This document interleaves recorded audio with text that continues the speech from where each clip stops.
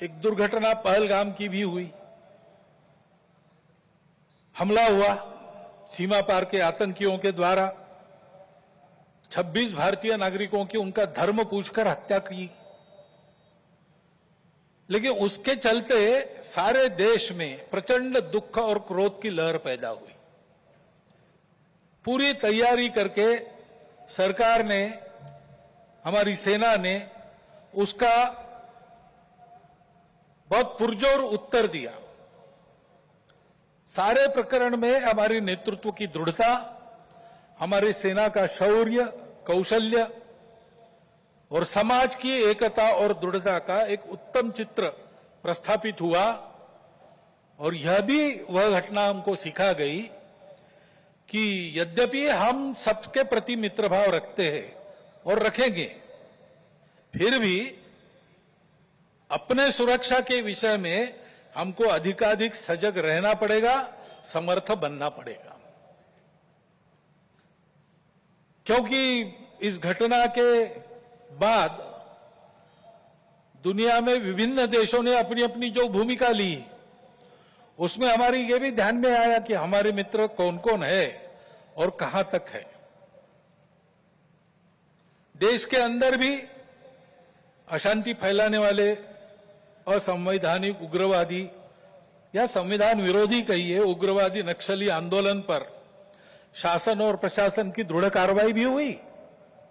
और उनके अनुभव से, उनके विचारधारा का खोखलापन और उनकी क्रूरता का अनुभव होने के कारण समाज भी उनसे मोहभंग होकर विमुख हो गया। लेकिन उनका नियंत्रण तो हो जाएगा,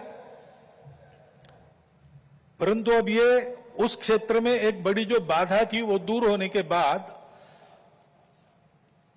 उस क्षेत्र में न्याय की स्थापना हो, विकास वहां तक पहुंचे, सद्भावना, संवेदना और सामरस्य वहां स्थापित हो, इसके लिए समाज की भी और शासन प्रशासन की भी योजनाएं चलनी पड़ेगी। क्योंकि इनका अभाव ही ऐसे उग्रवादी ताकतों के पनपने का कारण बनता है। इससे त्रस्त मनुष्य दूसरा कुछ उपाय दिखता नहीं, इसलिए निराश होकर उनको प्रश्रय देता है। अभी हाल में अमेरिका ने जो नई टैरिफ नीति अपनाई, उनके अपने हित के लिए अपनाई होगी, लेकिन उसकी मार तो सभी पर पड़ रही है। इसलिए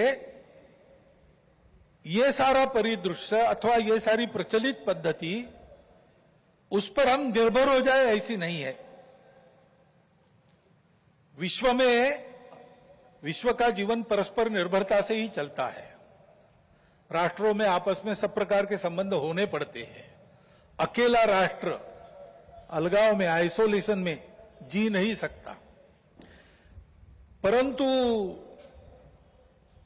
ये निर्भरता मजबूरी में न बदल जाए, क्योंकि वो कब बदलेगी, कैसे बदलेगी, उसका कोई पता नहीं। और इसलिए इस निर्भरता को मानते हुए, विश्व जीवन की एकता को मानते हुए, हमको इसको मजबूरी न बनाते हुए जीना अगर है तो स्वदेशी और स्वावलंबन का कोई परिणाम नहीं, कोई पर्याय नहीं। हमको आत्मनिर्भर होना पड़ेगा, स्वावलंबी जीवन जीना पड़ेगा, स्वदेशी का उपयोग करना पड़ेगा। और फिर भी अंतर्राष्ट्रीय संबंधों का सब प्रकार के, राजनयिक हो, आर्थिक हो, व्यापारिक हो, इन सबका जतन हमको करना पड़ेगा। लेकिन उसमें मजबूरी नहीं होगी, हमारी अपनी इच्छा होगी।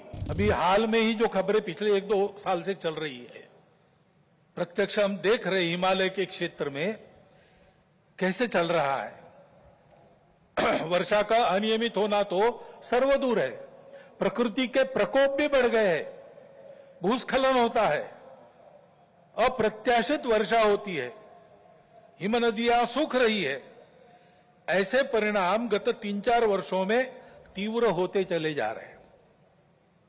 ये हिमालय हमारे लिए सुरक्षा की दीवार और दक्षिण पूर्व एशिया के लिए उसका पूरा जलस्रोत हिमालय से ही आता है।